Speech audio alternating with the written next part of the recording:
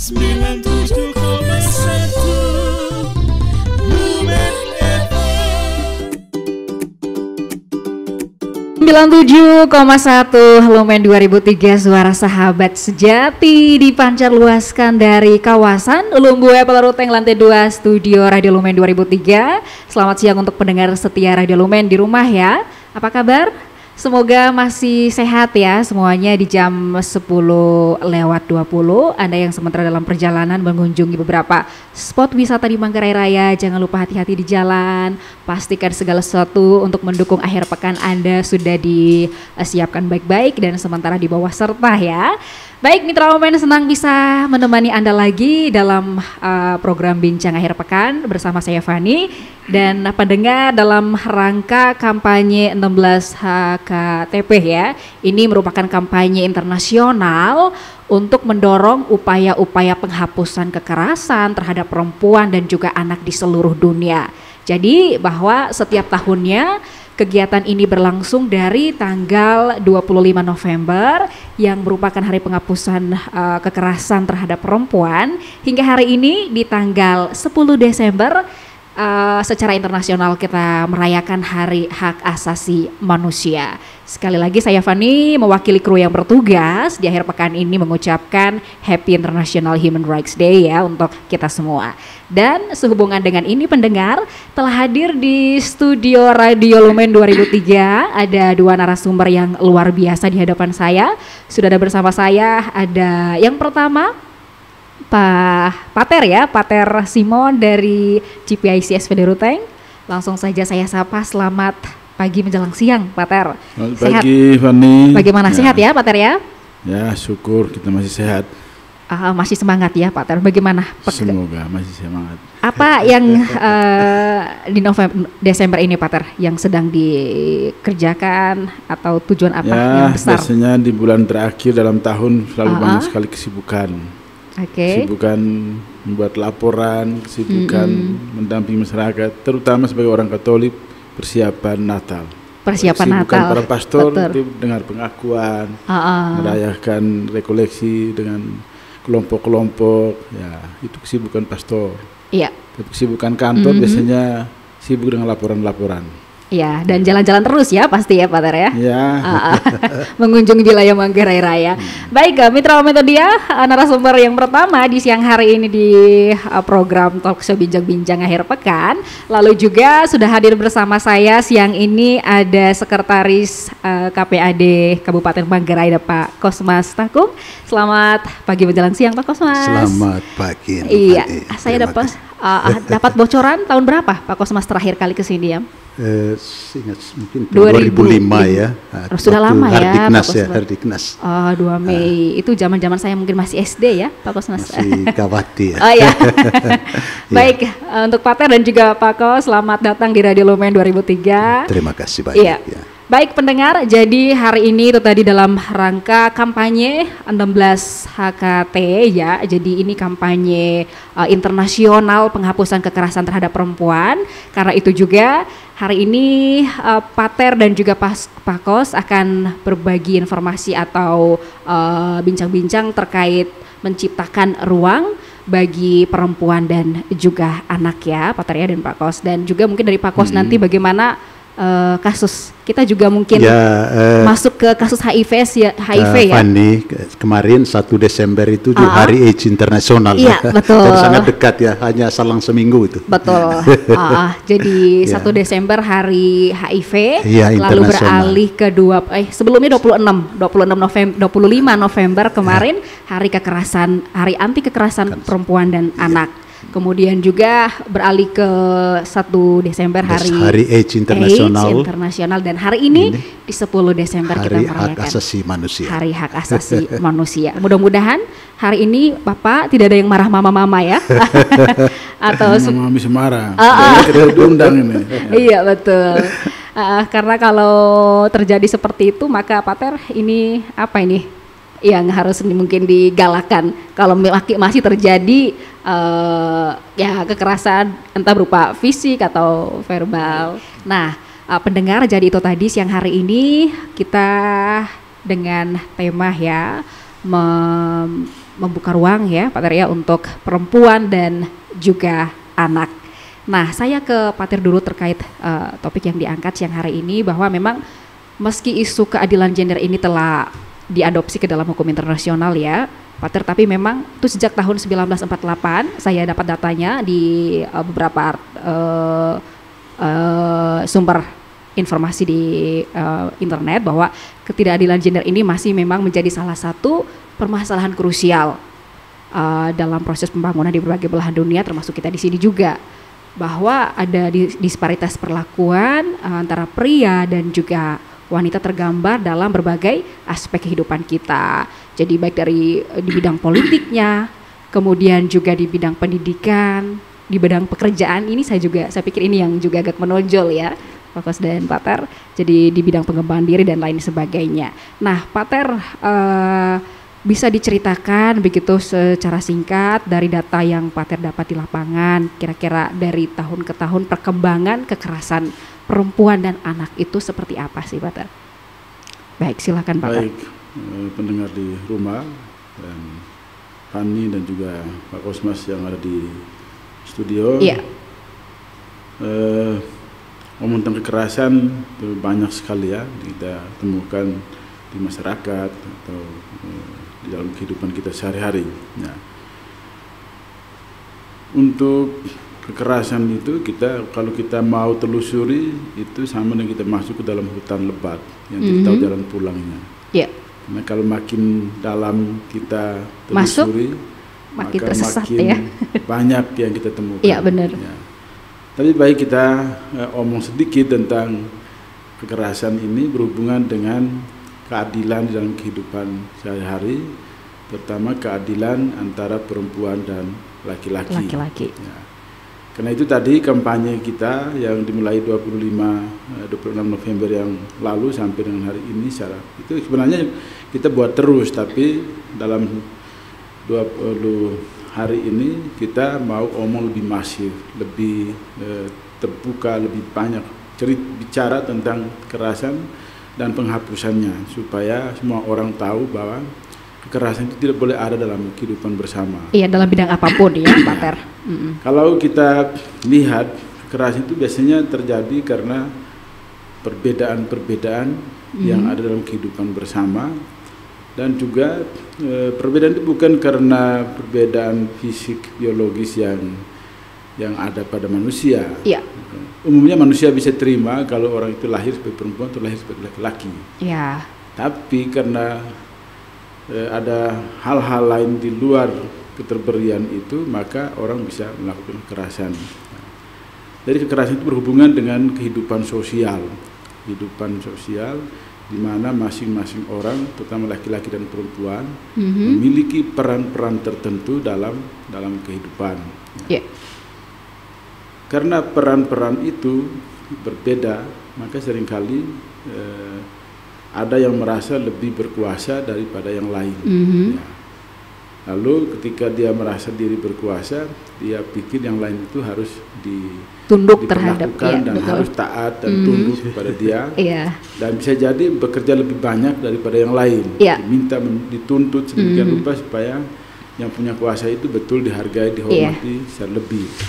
Yang beban kerjanya double lah ya Pak Ter. Tentang kekerasan di dalam masyarakat kita, kalau saya amati sejak saya ada di Manggarai, dari pengalaman kami bekerja dengan teman-teman jejaring, itu kasusnya makin hari makin banyak yang muncul. Yeah. Atau bisa jadi sebenarnya mungkin sama banyak, tapi kan orang makin mengerti, maka makin banyak yang diungkapkan keluar, ya, dibuka keluar. Ya. Mungkin sebelumnya juga sudah banyak juga kasus, tapi karena orang tidak buka, tidak memunculkan tidak tahu bagaimana membuka ini kekerasan. Yeah. Tapi sekarang dengan keterbukaan informasi, berbagai macam media sosial, itu akhirnya orang bisa mengungkapkan kekerasan yang dia rasakan, dia alami. Saya ingin menyoroti secara lebih serius tentang kekerasan antara laki-laki dan perempuan, tapi secara istimewa mungkin terjadi dalam lingkungan kita sehari-hari. Ya, kekerasan itu begitu banyak dan sebabnya juga bisa banyak sekali. Tapi saya mau lihat, mungkin kita orang Manggarai lebih berusaha untuk merefleksikan kebudayaan kita, ya, apa yang kita bawa sejak kita lahir, dibentuk dalam situasi tertentu, dalam kultur tertentu, itu juga bisa jadi menjadi penyebab ya, latar belakang dari kekerasan. Ya. Misalnya kita di Manggarai, waktu orang lahir, ya, orang sudah diberi cap atau one atau PA. Ya. Ya. Ini kalau tidak direfleksikan dengan baik, orang bisa salah kaprah terus. Akhirnya terjadilah kekerasan tadi. Misalnya, dan hubungan dengan kehidupan bersama, orang yang disebut atau one atau anak laki-laki, dia itu dipuja-puji. Ya, luar biasa dipuja-puji. Misalnya mereka bilang, oh ada suku, ya, kembeda emak, beherwaki, pandai mesengasang. Ya. Itu anak laki-laki, sangat dihormati dan dipuji-puji. Coba kita lihat anak perempuan yang tadi sejak lahir diberi cap lah macam itu atau peang. Orang selalu bilang, itu winadata. Kayak musi ise. Dia pandai diajak uku data. Ini cap-cap yang sering diberikan pada perempuan. Itu kehidupan bersama. Ya. Kalau anak perempuan lain, itu apa? Ya tapeang. Ya, pandai uku data situ. Nah. Lalu kalau berhubungan dengan orang tuanya, kalau anak laki-laki orang tua bilang, do koesa, mesti banyak anak laki-laki. Begitu maksudnya. Ya. Kalau anak laki-laki tidak ada dalam satu keluarga, mereka bilang, wih, jahat, buruk sekali. Jadi sangat memalukan kalau anak laki-laki tidak ada satu keluarga. Sangat disayangkan. Nah, karena itu orang kata emang daat sekali. Ya. Lalu kalau tidak ada anak laki-laki dalam rumah, biasanya orang tua sibuk cari beko supaya ada anak laki-laki. Iya, betul. Cari terus itu, cari terus. Sampai dapat ya, Pak Ter. Iya, kalau dia tuh emang kilo tidak ada perempuan istri, bisa cari lagi dia. Ya, itu pada laki-laki. Iya. Tapi kalau pada perempuan coba kita lihat, ya, anak perempuan kalau ada mereka punya nekedobai. Ya, jadi anak perempuan dalam rumah tidak boleh banyak gitu. Iya. Ya. Kalau tidak ada anak perempuan dalam rumah, dia bilang, kok enggak. Beda dengan laki-laki tadi, dia mesti cari beko supaya ada anak laki-laki. Iya. Kalau tidak ada anak laki-laki juga, mereka itu orang cowok. Tidak apa-apa kalau tidak ada anak perempuan. Kalau anak laki-laki mereka tidak harus dapat satu. Ya. Lalu dalam urusan dengan kehidupan berkeluarga, suami istri, kalau tidak ada suami, ya tidak ada istri, ngancing oke enggak. Cari lagi. Iya. Itu yang terjadi dalam kehidupan sehari-hari. Saya mengangkat ini karena kita sering dengar. Ya, itu yang realita terjadi yang di terjadi. dalam masyarakat. Ya, mungkin di rutin mungkin mereka orang bisa bantah dengan saya, tapi itulah yang kita temukan. Lalu waktu lahir, karena dia itu atau Oni tadi, ya, karena dia lahir sebagai orang dalam, mereka bilang itu puji ya. Tapi kalau dia lahir sebagai orang luar, sebagai anak perempuan, mereka bilang enggak. Jadi seperti sinis jika anak perempuan itu lahir. Itu terjadi banyak sekali yang kita temukan. Lalu kalau dalam hubungan dengan pertumbuhan dan perkembangan dia menjadi orang dari lahir sampai menjadi orang dewasa itu beda sekali perlakuan juga orang tua terhadap anak laki-laki dan perempuan. Kita lihat anak perempuan, anak laki-laki itu sangat dikasihi oleh orang tuanya. Ya, mudah-mudahan sekarang sudah tidak ada lagi. Ya, kalau masih ada, kita harus refleksikan ini. Ya. Kemudian anak laki-laki itu kalau dia pesiar mau bermain tidak peduli lepas aja gitu ya. Dola barbe. Ya, gitu. Sekolah dia harus sekolah sampai tinggi-tinggi, mau sarjana, doktor itu semua anak laki-laki boleh. Ya. Diperjuangkan. Iya. Lalu kemudian dia juga berhak cari istri. Dia tidur lebih dulu, tidak boleh bangun terlambat pagi hari. Ya, mau jam 9 baru dia bangun juga, orang tua mungkin masih tolerir terus. Ya. Lalu kalau anak laki-laki ini di konteks kita ya, istrinya bisa lebih. Ya. Itu terjadi. Lalu dia juga bisa lepas istrinya suka-suka saja. Maka di Manggarai kita kenal istilah talak. Ya. Atau istilah pandai mola sekolah. Anak laki-laki punya hak untuk minta sida. Sementara dan dia juga berhak atas warisan. Sebentar Pak Kosnus biar boleh kritik saya. Waktu dia meninggal anak laki-laki itu dihormati sungguh. Dibuat sedemikian rupa. Lalu kalau waktu sudah dikubur itu, mereka begini, cai kita kole le para boa, nang cai le wakar data mata. Jadi itu perlakuan sangat khusus terhadap laki-laki kalau dia tidak sana. Jadi kita lihat yang perempuan ya. Yang perempuan ya dalam segi kasih sayang mungkin sama, ya. Orang tua sayang juga dia. Tapi kalau anak perempuan dia lebih banyak harus diminta untuk bantu mamanya. Iya. Kalau campuran DB. Urus-urus di dapur, pater, teneng. Kemudian anak perempuan kalau dia sudah mulai gadis, dia tidak boleh pergi kemana-mana cari laki-laki atau berpacaran dengan orang secara terbuka. Mesti gereng balas dia surat data. Iya. Mesti. Ya. Kemudian kumeton yang baru. Tidak boleh pesiar di luar. Lalu giring surat data.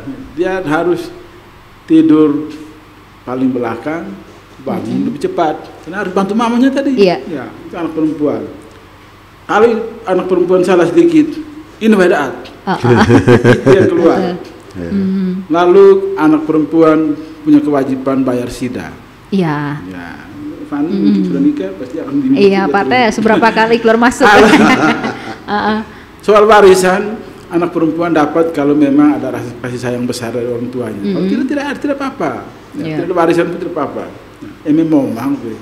Iya, emi momang teh. Mesti ya mangga widang gitu. Ya. Lalu kalau sudah mati, kebas kau dia. Mau lepas urusin begitu. Tidak peduli mau nanti dia urusnya bagaimana. Ya. Lalu kalau waktu ke kubur, orang sudah mati nih, ke kubur itu. Nah, beberapa istilah ini sering saya dengar, Pak Kosmos. Mungkin nanti Pak Kosmos terjemahkan sedikit. Kalau pergi ke kubur, kalau anak laki bawa beton, jarang leti, juga lapangga. Ini beberapa istilah yang sering dipakai. Nah, anak perempuan, toe danga, toe manga, bajar lapangga. Itu urusan terkait dengan kematian ya, dikubur ya. Lalu mengenai nyawanya atau jiwa orang mati itu untuk orang yang sudah meninggal, waktu urusan dia itu kalau anak laki-laki itu anak denara jadi tegisida ya. Jadi karena dia mati sebagai anak dari saudara laki-laki, maka dia punya hak untuk minta sida ya. Tapi anak perempuan dia punya kewajiban bayar sida. Ini beberapa hal yang saya temukan dalam kehidupan kita sebagai orang Manggarai. Ada pengaruh ke tidak beberapa istilah yang kita pakai sehari-hari ini? Ya. Dampaknya pasti ada. Ya. Istilah-istilah tadi yang kita pakai tadi. Ya. Dampaknya pasti ada. Kenapa? Ini dihidupi sejak dari kecil oleh masyarakat kita di Manggarai. Karena itu perlakuan juga pasti berbeda secara sosial. Ketika anak perempuan sejak kecil diberitahu pandai, peka, uku data, dia dibiarkan saja. Mau sekolah tidak penting. Tidak terlalu dipaksa. Malah senang kalau dia sudah cepat dapat suami. Ya. Itu dipuja-puji kalau dia cepat dapat suami. Tapi kalau dia lama-lama dapat suami, ini beda tuh. Jadi kemudian kalau dengan tadi kena anak perempuan dari kecil dia harus bantu mamanya, lebih banyak waktu harus urus itu. Kalau anak salah sedikit bangun terlambat, itu pasti ngamuknya luar biasa. Itu kata-kata dari seluruh penjuru dunia itu Pak Ter masuk. Jadi selalu dipersalahkan ya, karena seolah-olah itu kewajiban anak perempuan untuk bantu mamanya. Ya. Seolah-olah kewajiban. Karena itu kalau anak tidak buat sedikit dianggap itu kesalahan besar ya. Maka anak pasti kena marah terus ya. Saya tidak tahu ya, kalau Pak Kosmos punya anak perempuan nanti atau sendiri. Bagaimana Bapak Kos? Tapi saya mau beritahu bahwa beberapa kondisi ini itu berdampak pada kehidupan bersama. Karena sejak dari lahirnya, dari lingkungan terkecil di keluarga sampai pada tingkat masyarakat kecil di tingkat desa ataupun kampung, akibatnya nanti kita lihat ada perlakuan yang berbeda terhadap perempuan dan laki-laki. Ya. Umumnya perempuan karena dari kecil diperlakukan seperti itu, dia merasa tidak apa-apa, dia merasa itu biasa saja. Biasa saja, karena dia harus mengambil peran di dapur, harus bangun cepat-cepat, kerjanya memang dari jam 5 pagi sampai jam 10 malam atau jam 11 malam, dan seterusnya. Nah, dan kalau perempuan tidak buat itu, dia dianggap itu salah. Ya, dan dicap ngondek malas, dan bilang cap-cap lagi macam-macam. Ini musi, ini ada ngondek, macam-macam sudah mulai cap ke sana. Betul. Laki-laki, apa yang dia buat? Dia bisa tidur kapan saja, bisa tidur main kartu sampai malam hari, tidur bisa jam 9 pagi. Dia menunggu di meja makan. Bangun jam 9 pagi juga tidak ada masalah. Okay. Nah, malah kalau dia bangun terlambat, kopi belum ada, istrinya sesara. Iya. Nah, itu sering terjadi. Mudah-mudahan ini tidak terjadi lagi sekarang, karena zaman sudah berubah. Tapi kalau kamu lihat sampai sekecil apapun, apalagi nanti sebentar kita hubungkan dengan mas kawin, itu dampaknya besar. Sekali. Ya. Sekarang tanpa kita sadari sungguh,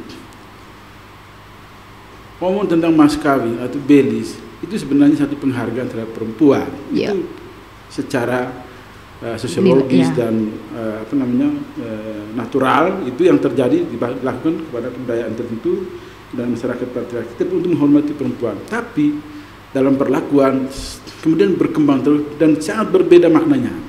Ya. Pada saat ini kita lihat orang menggerai menentukan belis anak berdasarkan tingkat sekolahnya, dan itu paling banyak. Kalau anak saya dokter mesti 250 juta. Kalau anak saya itu tentara mesti 150 juta. Angka yang demikian besar ini itu bisa saja berdampak pada kehidupan suami istri di kemudian hari. Ya. Apalagi kalau dibayar lunas. Nanti laki-laki, nanti kalau orang tua tidak bisa tuntut lagi. Sampai di keluarga nanti laki-laki bilang, kau kan saya sudah bayar lunas. Meskipun orang tua bilang, 150 itu kan wae teku tedeng, salang tua, tapi salang wae. Tapi perlakuan kan berbeda nanti. Yang laki-laki itu dia pikir terus, kau ini 150 juta, 250 juta, saya dapat uang. Kalau perempuan yang tidak kerja atau kerja sedikit lalu meskipun dia sakit atau apa, dipaksakan untuk kerja, karena laki-laki pilihnya saya bayar kau 250 juta. Nah, ini hal-hal yang berdampak pada perlakuan sesama, perlakuan terhadap sesama. Jadi dengan kehidupan sosial yang seperti ini tadi, kultur ya, ini kita bilang kebudayaan. Tapi sebenarnya kalau kita telah dalami nilai-nilainya, masih banyak hal yang harus dikritik, harus diperbaiki, karena berdampak pada. Ya, karena dampaknya besar sekali. Apa dampaknya yang kita lihat? Dampaknya adalah pada pemiskinan, pada peminggiran perempuan. Jadi perempuan selalu diberi peran yang kedua lah, di luar atau paling pinggir dalam kehidupan bersama. Ya. Kalau mulai duduk omong tentang anak yang mau nikah, bapaknya omnya dulu yang dipanggil, mamanya tidak ditanya duluan. Iya benar. Iya. Saya tidak tahu Fani orang Manggarai, saya orang Flores Timur, tapi saya lihat itu karena saya sering di masyarakat. Iya Pak. Omnya ditanya dulu, ini anak ini mau nikah dengan si itu, kira-kira berapa? Nah, mungkin keluarga modern, yang kedua omong dulu bapak mamanya, anaknya. Tapi dampaknya sudah ada, terjadi peminggiran terhadap perempuan. Ya. Lalu kemudian ada cap-cap tertentu seperti tadi yang kita sudah dengar. Ini wadah, ini ngonde, nah gitu. Kemudian akhirnya apa? Kekerasan mulai muncul. Contoh tadi yang saya sudah sebut juga tadi. Pulang ke keluarga setelah nikah, anak laki-laki bilang, ya kamu saya sudah bayar lunas. Karena dia sesukanya memperlakukan perempuan istrinya itu. Maka secara fisik dia bisa pukul, secara psikis dia bisa dengan kata-kata yang sangat kasar beritahu kepada istrinya. Seperti tadi, nawadaat, ngonde, itu kan mengganggu secara psikis. Ya, yakinnya perempuan tertekan terus. Gitu. Belum lagi sampai pada kehidupan di tempat tidur, secara seksual bisa diperlakukan sangat kasar. Ya. Jadi ini dampak-dampak dari hal-hal yang sejak kecil kita hidupi. Karena itu yang perlu adalah, masih banyak lagi ya. Kemudian dalam perhatian, kemudian kepada anak perempuan atau kepada kaum perempuan selalu dianggap kelas 2 subordinasi. Jadi dia mulai dialami itu. Dan memang mungkin sekarang sudah berkurang, tapi masih banyak juga. Dan perempuan menghidupi beban ganda. Yeah. Beban ganda pertama sebagai ibu, dari anak-anak, sebagai istri, dia menghidupi itu. Sebagai istri dia harus melayani keluarga itu dari pagi sampai malam, bahkan sampai pagi lagi. Iya, betul. Sebagai mama, sebagai ibu dalam itu dia hidup beban ganda. Selain dia masak untuk keluarga segala macam tadi, anak bangun Mama malam sudah hari, bukan suami itu yang bangun tidur suami terus. Ya, tapi kalau mama tidak bangun, kena pukul lagi. Kau anak lagi menangis, kau tidak perhatikan. Iya. Padahal dia sudah dengar bahwa anak ini menangis. Iya, tapi pura-pura istrinya tidak. Lagi tidurnya, marah-marah istrinya. Jadi ini ada beban ganda. Jadi perempuan mendapat beban ganda sebagai ibu, sebagai mama dan juga sebagai istri dalam kehidupan itu. Ya. Keluarga. Jadi ini akibat dari hal-hal yang kita hidupi sejak kecil. Ya. Karena itu untuk menghilangkan hal-hal macam begini hanya bisa dengan menyadarinya terus-menerus, mengkritisi terus-menerus. Bahwa mungkin maksud orang tua-tua para leluhur dulu menetapkan hal-hal seperti ini untuk penghargaan terhadap laki-laki dan perempuan. Tetapi dalam perjalanan seringkali disalah tafsir, disalah mengerti, lalu perlakuannya kemudian berubah. Maka timbullah kekerasan-kekerasan yang ada di masyarakat. Ya. Kita berharap bahwa hal-hal ini sekarang dengan pendidikan yang makin baik, makin banyak perkembangan teknologi yang makin memudahkan orang bisa berkomunikasi dengan pihak lain, hal-hal begini mulai pelan-pelan berkurang atau hilang. Ya. Karena itu melihat perkembangan seperti ini, maka kami di GPIC setiap tahun ambil bagian dalam kampanye 16 hari penghapusan kekerasan terhadap perempuan dan anak. Maksudnya untuk apa? Supaya kita selalu sadar, selalu sadar bahwa bisa saja terjadi dan muncul berulang-ulang ini kekerasan. Ya. Syukur kalau sudah tidak terjadi lagi, kita senang. Ya. Semua pihak, orang tua, anak itu harus memiliki kesadaran bahwa kekerasan itu punya dampak buruk bagi kehidupan bersama. Nah, maka tahun ini kita berterima kasih kepada Komisi HAM itu merumuskan bagaimana kita semua diajak menciptakan ruang hidup yang aman bagi semua pihak, terutama perempuan dan anak-anak yang seringkali menjadi korban dari kekerasan. Ya. Apa artinya ruang aman? Ruang aman itu tidak hanya fisik, tempat tinggal dan segala macam, tapi ruang aman yaitu suatu situasi di mana orang bisa mengungkapkan dirinya dengan leluasa, bisa melakukan hak dan kewajibannya tanpa tekanan, dan secara psikologis dia aman, ya, menjalankan semua itu dengan aman. Ya, maka kalau berkaitan dengan hari ini sebagai orang Katolik, kita dalam kitab sirap hari ini itu perlu ada satu rekonsiliasi yang terus-menerus di dalam kehidupan bersama, mulai dari keluarga. Ya. Karena keluarga seringkali menjadi dasar dari semua kekerasan yang terjadi. Ya, karena itu bapak mama yang ada di rumah harus mulai belajar bagaimana membuat ruang hidup yang aman di mana semua anggota keluarga selalu merindukan rumah, keluarga. Karena itu biarpun dia jauh, dia akan selalu rindu untuk pulang ke rumah. Itulah ruang aman yang kami maksudkan. Ya. Jadi rumah, tempat kediaman kita harus menjadi satu tempat di mana semua orang merindukannya untuk kembali dan mengalami kedamaian dan kegembiraan hidup. Ya. Itu saja. Di rumah ya, Pak Ter. Baik, terima kasih ya Pak Ter untuk penjelasan yang luar biasa ini. Bahwasannya ya semoga masyarakat dengan mendengar ini ya Pak Ter semakin sadar bahwa tidak ada sedikit pun ruang yang diberikan untuk adanya kekerasan itu. Ya, jadi juga terkait dengan kekerasan ini bahwa tidak hanya kita temukan juga pada perempuan dan anak, bahwa juga ya Pak Kos ya kita jumpai pada bagaimana perilaku-perilaku ketimpangan seperti ini berlaku pada mereka dengan orang dengan HIV atau OTH ya. Jadi dari Pak Ter kita ke Pak Kos dulu terkait ketimpangan ya boleh dibilang kekerasan juga terjadi pada mereka ya Pak Kos ya. Bagaimana data seperti apa yang Pak Kos dapat di lapangan terkait OTH? Baik Nufani. Jadi coba kita lihat kembali dulu tema hari hak asasi manusia tahun ini adalah pemajuan hak asasi manusia untuk setiap orang ya. Pemajuan hak asasi manusia bagi setiap orang. Ini menarik ya. Dan saya ucapkan dulu terima kasih kepada Radio Lumen, kemudian GPIC, SVD Ruteng yang berikan kesempatan kepada kami dari KPAD untuk hadir dalam acara siang hari ini ya.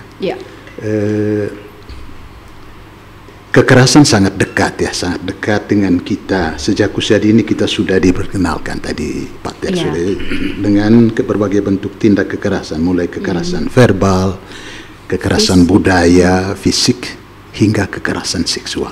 Nah, di KPAD, Fani, data kita dari 2013 sampai 2022 per 30 September, jumlah penderita HIV/AIDS di Manggarai itu 524, dan diantaranya, saya buka data dulu ya. Di antaranya yang perempuan itu ada 159.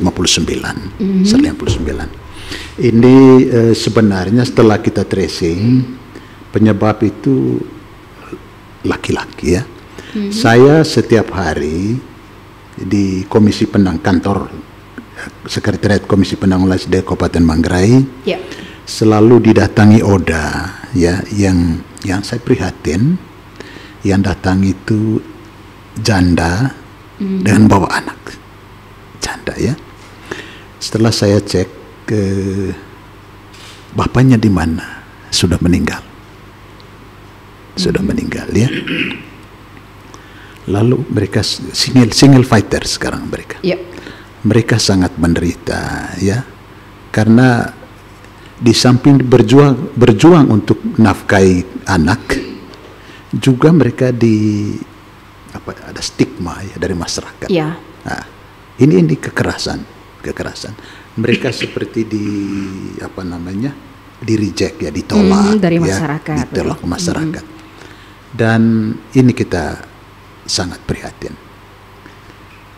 Bagus yang disampaikan oleh Pak Ter tadi, memang upaya untuk pelan-pelan mengurangi sikap ini atau kekerasan perlakuan seperti ini, mesti dengan sosialisasi ya, edukasi masyarakat. Sebenarnya Menteri Pemberdayaan Perempuan dan Perlindungan Anak ada regulasi mengeluarkan peraturan nomor 13 tahun 2020 ya. Tentang perlindungan perempuan dan perlindungan anak dari kekerasan. Gitu. Kekerasan yang paling serius yang kita lihat itu kekerasan berbasis gender, KBG ya, kekerasan berbasis gender. Tadi Pak Ter sudah angkat itu, bagaimana perlakuan adat Manggarai kita punya terhadap perempuan dan laki-laki. Ini ada kekerasan. Dan di peraturan Menteri Pendayaan Perlindungan Anak dan Perempuan ini di nomor 13 2020, sebenarnya itu yang perlu kita kritisi betul, bahwa pemerintah sangat serius untuk samakan hak siapapun siapapun, anak, kemudian perempuan dan laki-laki, anak dan orang sama saja ya. Ini kan manusia. Saya seminggu ini dapat renungan yang luar biasa dari Pater Simon. Beliau ini seminggu ini setengah jam ya bersama kami di Biara Pasionis merenungkan ini. Dan tadi puncaknya tatkala beliau selesai melaksanakan tugas memimpin Ekaristi sepekan ini, mengajak para suster, umat yang hadir dalam Ekaristi Kudus itu untuk menciptakan ruang kesamaan hak ya, dan memulainya dari keluarga. Ini menarik. Jadi kesadaran ini mesti kita bangun ya. Kita harapkan siapapun dan lembaga apapun di pemerintah, non pemerintah dan keluarga coba batin ini, internalisasi. Bagaimana kalau memulai di dalam keluarga kita itu membuka ruang ya. Tidak ada dominasi antara yang tua dan yang anak-anak, yang perempuan dan yang laki-laki, tidak sama, ya sama. Jadi saya pikir ajakan Pater Simon dalam Ekaristi tadi pagi, juga dalam dialog siang ini perlu kita serius tanggapi ya. Tadi itu dengan data kita di Komisi Penanggulangan AIDS ada 159 penderita perempuan, itu sumbernya dari laki-laki.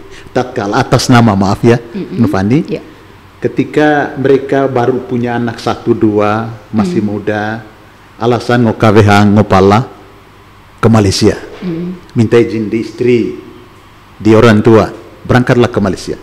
Istri dan anak di sini dibiarkan. Istri dan anak, istri terutama ya, sungguh serius menjaga kesakralan perkawinan itu. Tapi setelah kita tracing, laki-laki di sana sangat tidak setia. Jadi sumber kita ya ke luar negeri itu, ke Malaysia ya, kemudian ke Kalimantan, Papua, Sulawesi.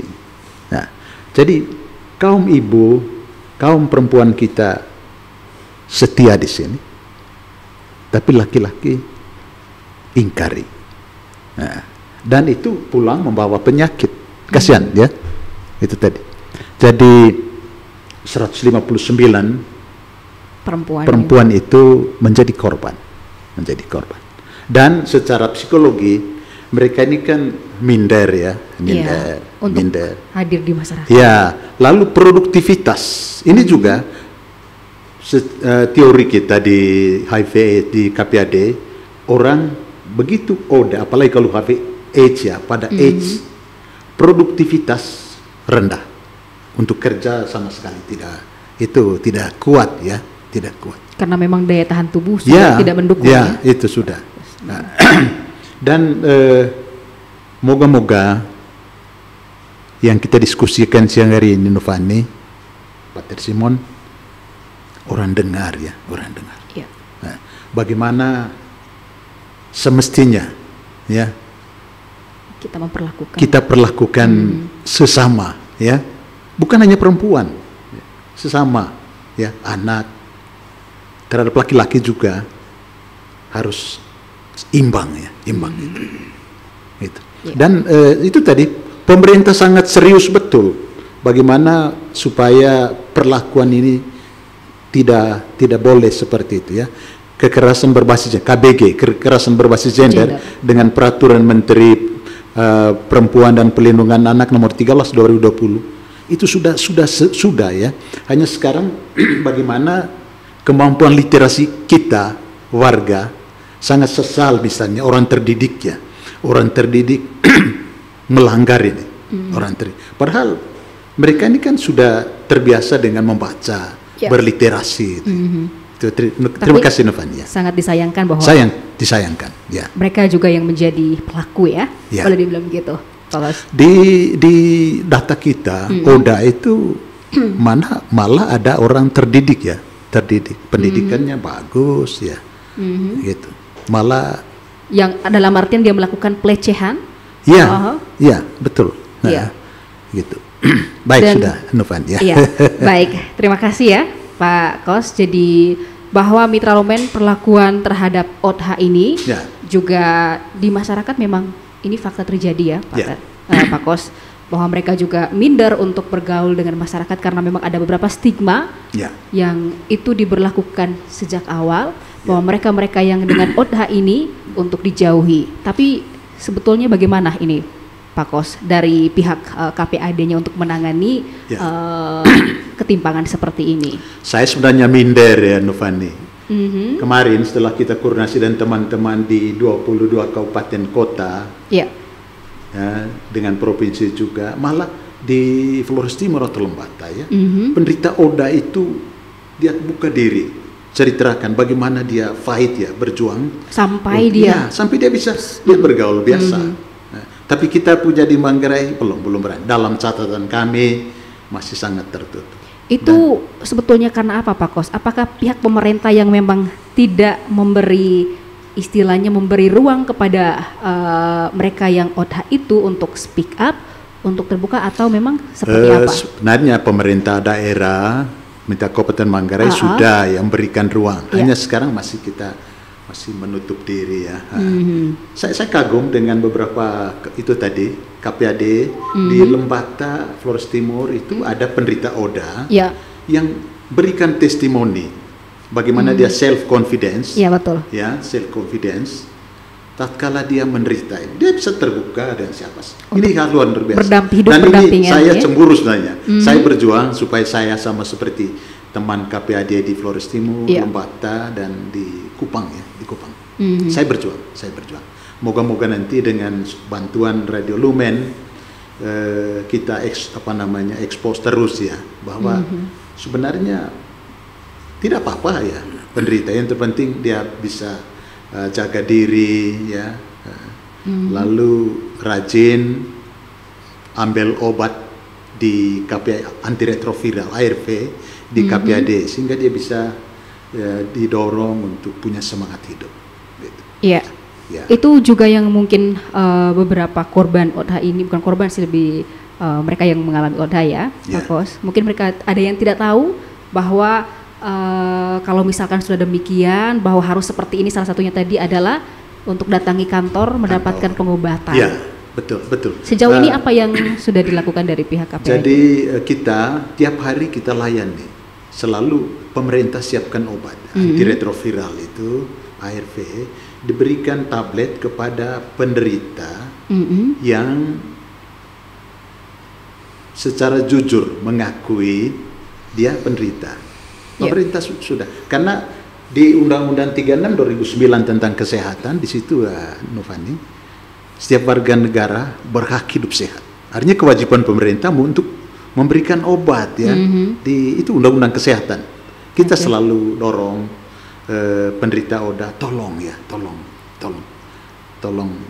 datang untuk ambil. Memang maaf, transportasi kami tidak siapkan, tapi obatnya kita kasih gratis. Obatnya disediakan di kantor? Ya, disiapkan. Bagi yang melapor diri, Yang tidak melapor diri kita tidak bisa tahu ya. Tidak bisa. Jadi obat ini kan ada yang diminum 3 kali 1 hari, ada yang 2 kali 1 hari, ada yang 1 kali 1 hari, tergantung kondisi virusnya ya. Dan kalau beli di luar mahal. Selalu pemerintah itu tadi di Undang-Undang 36 2009 tentang kesehatan berkewajiban ya, memberikan rakyat hidup sehat gitu. Ya, sebentar Pak Kos, ini kan terkait ketersediaan obat di kantor, bahwa kan mereka-mereka yang ODA ini kan ada yang malu untuk diketahui publik bahwa mereka mengalami HIV. Nah, kenapa tidak terpikirkan oleh pihak untuk didatangi langsung saja, obatnya dibagikan satu-satu kepada 500 orang tadi?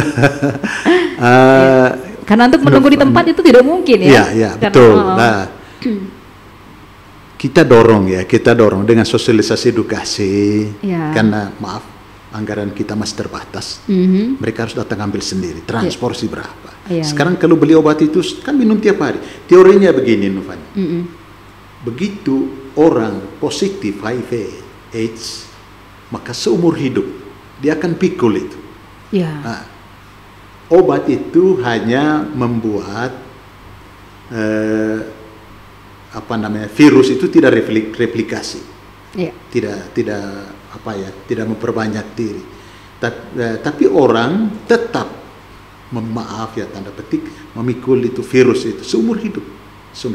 Tapi kita harapkan supaya dengan sosialisasi edukasi, termasuk radio ini sekarang di Lumen ya, kita dorong supaya bagi penderita HIV yang terdaftar, yang lapor diri di KPAD, tolong tiap bulan itu datang ambil. Selalu ada stok itu,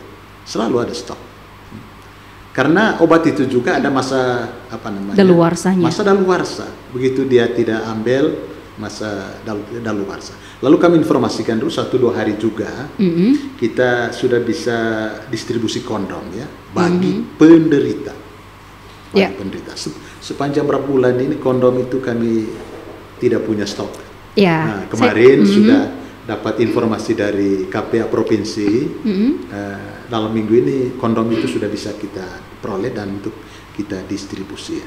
Gitu. Kepada 500 kepada penderita yang butuh. Yang butuh saja.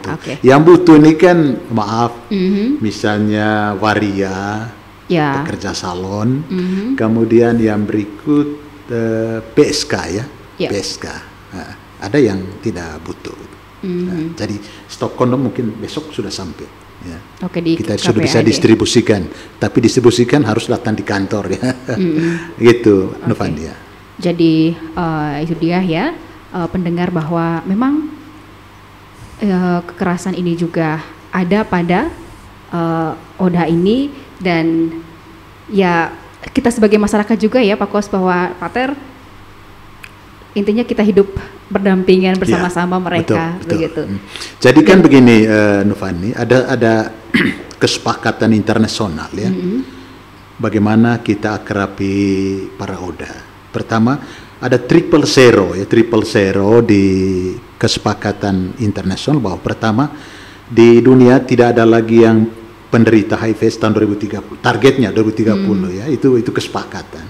Pertama, tidak ada penderita HIV/AIDS. Kedua, tidak ada lagi orang yang mati karena HIV/AIDS, dan ketiga, tidak ada lagi stigma.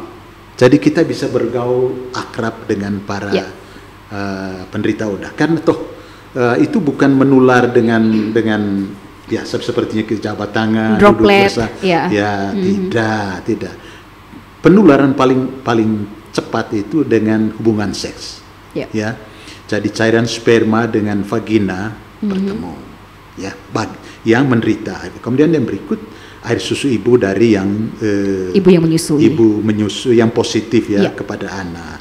Lalu yang berikut dengan tato atau jarum suntik dari ODA kepada orang yang itu. Nah, kalau lewat makan bersama, tidak, dia hanya menular lewat darah. Darah. Hubungan seksual, seks, jarum suntik dengan air susu. Susu dari ibu yang ODA. Yang positif lah ya. Sejauh ini Pak Kos dari KPAD untuk bisa membendung perlakuan diskriminasi terhadap ODA ini, apa yang tengah gencar dilakukan? Ya, Novandi, terus terang saya berterima kasih kepada gereja yang support kami dan sejumlah LSM, juga pemerintah kabupaten mereka. Jadi kami sosialisasi, dan itu saja alat yang bisa lebih cepat sosialisasi ya, ke paroki-paroki, kemudian desa-desa hingga sekolah-sekolah. Dan syukur sekarang dalam data kami anak sekolah itu tidak ada, umur 12 sampai 18 tidak. Kalau di undang-undang pelindungan anak perempuan, undang-undang 23 tahun 2002 yang sudah dirubah dengan undang-undang 14 2015 itu kan yang disebut anak itu umur 0 sampai 18 tahun ya, termasuk yang dalam kandungan. Data kami yang 12-18 tahun tidak ada. Aman ya Pak Kos ya?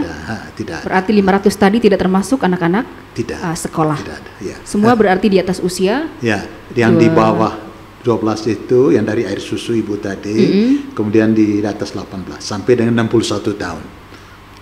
Sampai dengan 61 tahun. Ya. Itu yang dominan berapa Pak Kos? Itu di antara yang usia produktif sama sekali ya, 24 sampai 46 ya, sekitar itu yang paling dominan. Ada yang berapa yang sudah mulai coba kontak, tapi silakan jangan malu-malu untuk bertanya, gabung saja di nomor SMS kami ya. Sekali lagi saya bacakan di 082147652981. Baik, saya ke Pater dulu. Baik, ya, jadi saya tadi Pak Kosmas sudah jelas sedikit tentang HIV/AIDS di Manggarai. Itu juga akarnya pada pembedaan yang kita lakukan dalam masyarakat. Tadi seperti Pak Kosmas cerita, setelah menikah anak 1 atau 2, suami merasa paling bertanggung jawab dalam hidup berkeluarga, akhirnya dia harus pergi merantau. Jadi jalan keluar mengatasi atau membiayai kehidupan rumah tangga dengan cara merantau. Kalau perempuan dilarang merantau, itu juga salah satu masalah juga yang kemudian menimbulkan banyak efek tadi sampai pada bisa jadi HIV/AIDS itu. Jadi perlakuan yang jadi poin saya adalah kekerasan itu berakar pada pembedaan yang dilakukan oleh masyarakat terhadap satu sama lain. Ya. Jadi karena itu kemudian dikenal tadi Pak Kosmajo singgung tentang kekerasan berbasis gender. Jadi kekerasan berbasis gender itu artinya apa? Artinya ada pembedaan yang kemudian melahirkan kekerasan. Ya. Jadi setiap pembatasan, pembedaan atau pengucilan yang kita berikan kepada salah satu pihak, entah karena dia laki-laki atau perempuan, itu mempunyai pengaruh yang sangat besar pada menghapuskan pengakuan terhadap keberadaan orang itu. Ya, jadi dengan membuat perbedaan-perbedaan seperti itu, orang dengan sendirinya melarang orang untuk menggunakan hak-haknya ya, sebagai manusia. Ya. Karena itu salah satu sebab, bukan salah satu sebab dan bahkan menjadi sebab utama adalah pembedaan, diskriminasi yang kita lakukan mulai dari keluarga sampai ke dalam kehidupan sosial di masyarakat yang luas. Itulah yang kemudian melahirkan kekerasan demi kekerasan. Ya. Karena itu apa yang harus dilakukan adalah orang harus sadar bahwa setiap manusia itu dilahirkan sama dan sederajat. Itu dulu. Jadi mau anak laki-laki, anak perempuan semua sama, anak.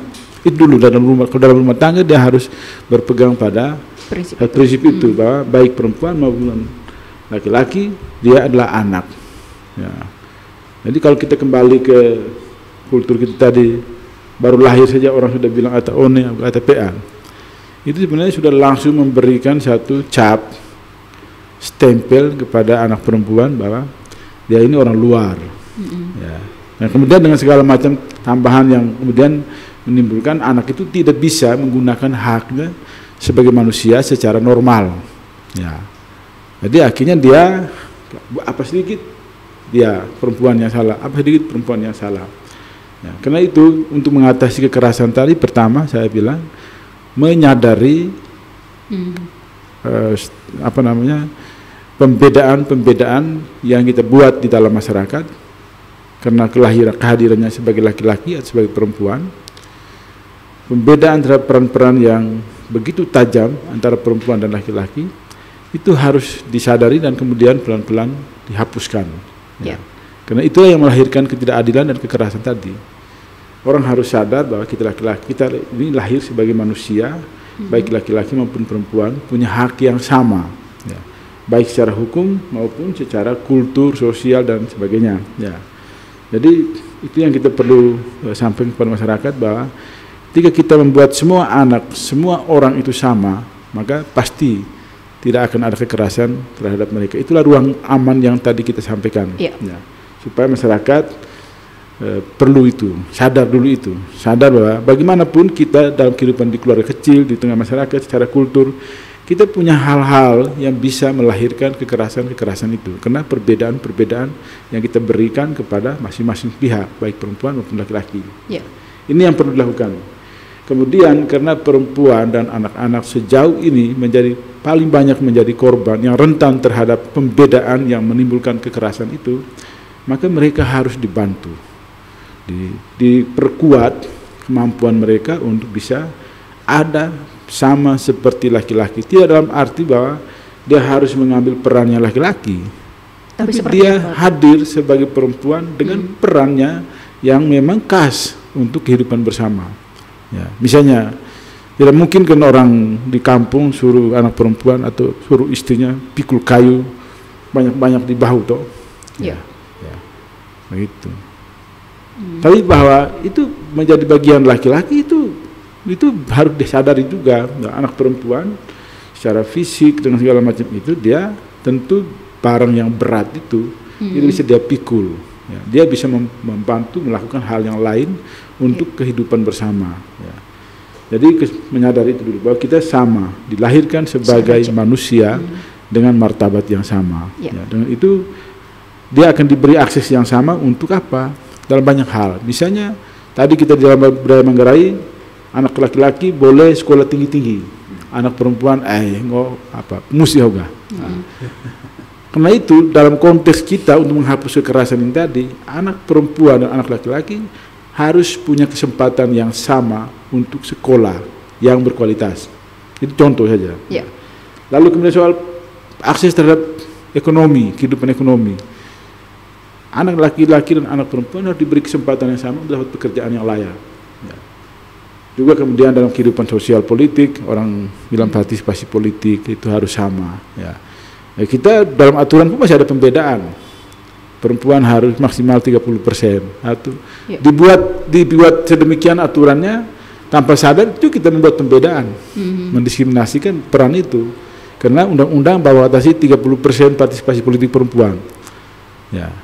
Tapi ya undang-undang itu dibuat sedemikian rupa tadi karena sejauh ini peran perempuan di bidang politik masih sangat kecil.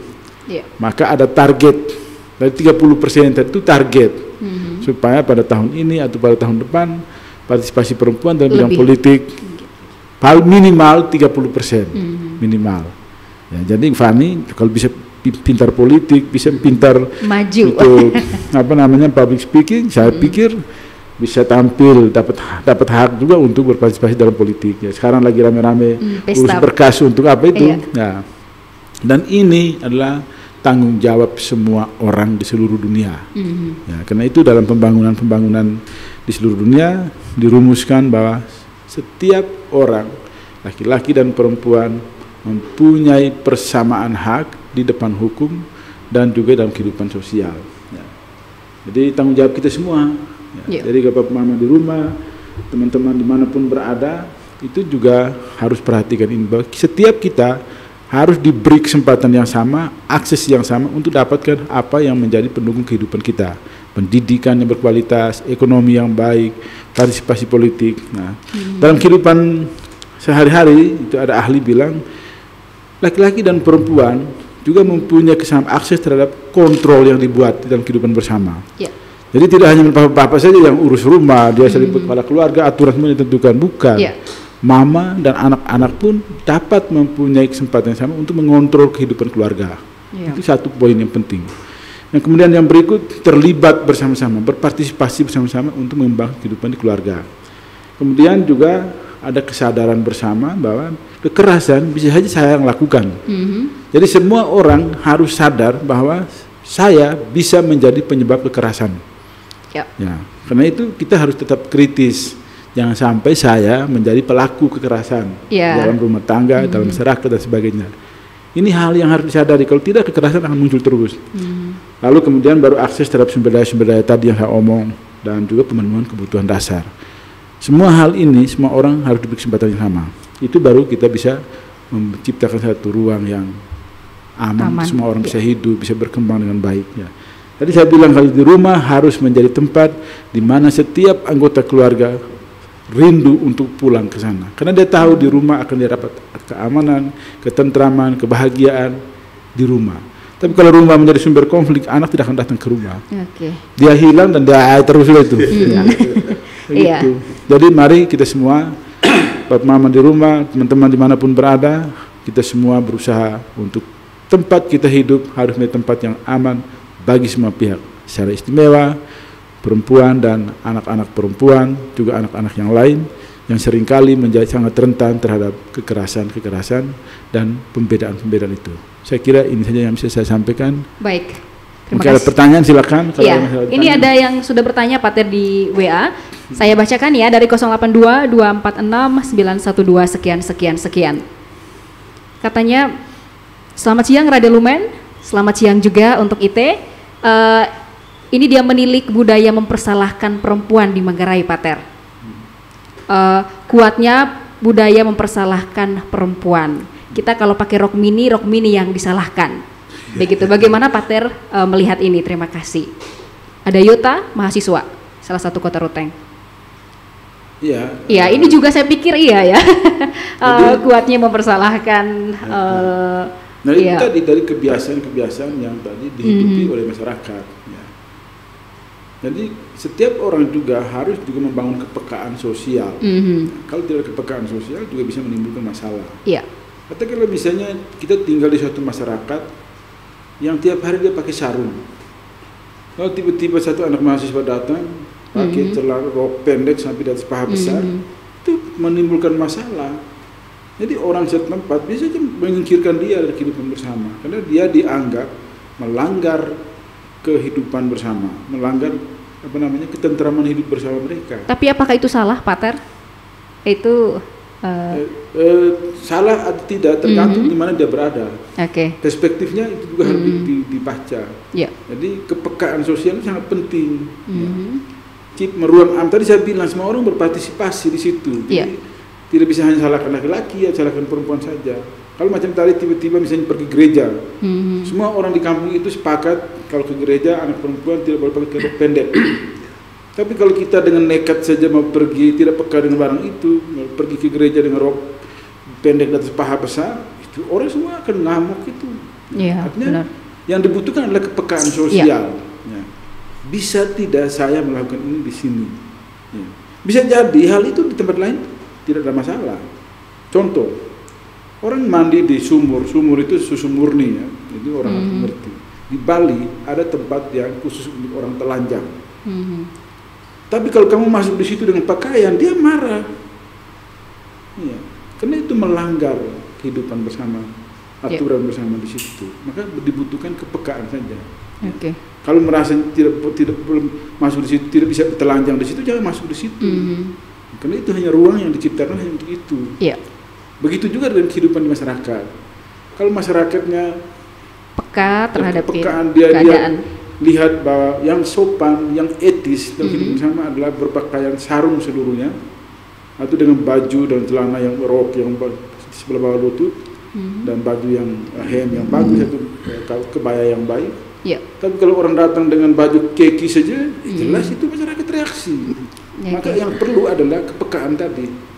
Jadi setiap kita berpartisipasi menciptakan ruang aman itu, termasuk peka terhadap kehidupan sosial di wilayah tempat itu.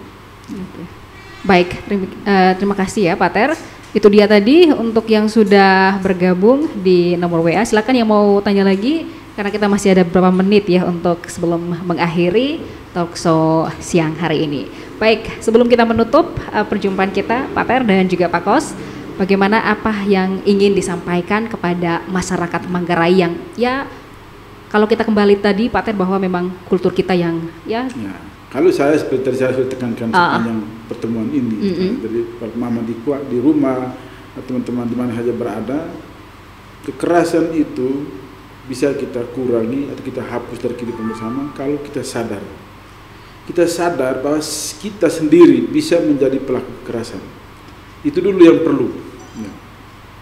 Maka dibutuhkan kepekaan tadi, saya bilang. Kepekaan bahwa saya jangan sampai menjadi pelaku kekerasan. Lalu kemudian yang kedua, orang harus sadar juga bahwa semua orang diciptakan dengan martabat yang sama, bermakhluk yang luhur, yang punya hak-hak yang sama untuk tumbuh dan berkembang, mengekspresikan dirinya. Lalu kemudian juga bahwa saya juga punya kewajiban untuk menciptakan suatu kehidupan yang baik dalam masyarakat. Tidak menuntut hak saja, tapi kewajiban saya juga ada untuk taat pada apa yang menjadi keputusan bersama masyarakat. Maka terlagi kembali kepada kepekaan tadi. Kalau di situ tidak bisa diperbolehkan untuk orang hidup dengan gaya seperti itu, jangan kita lakukan. Maka orang harus sadar bahwa semua orang bisa melakukan kekerasan. Kalau tanpa kesadaran itu, dia bisa buat apa saja. Semaunya. Apalagi karena kita punya kebudayaan seperti tadi. Mendukung dari lahir itu kita sudah dibentuk seperti itu. Perempuan kelompok sendiri, laki-laki kelompok sendiri. Bukan lagi ini anak manusia yang sama. Perempuan atau orang dari luar, anak laki-laki orang di dalam. Kalau tidak disadari terus-menerus, ini bisa menjadi sumber masalah, sumber kekerasan. Dan tidak akan pernah hilang dari kehidupan masyarakat. Itu perlu harus disadari. Jadi untuk saya, untuk menciptakan ruang aman tadi, semua orang harus menyadari ini dan peka terhadap apa yang terjadi di kehidupan bersama, supaya kita jangan menjadi pencipta kekerasan. Baik, terima kasih Pater.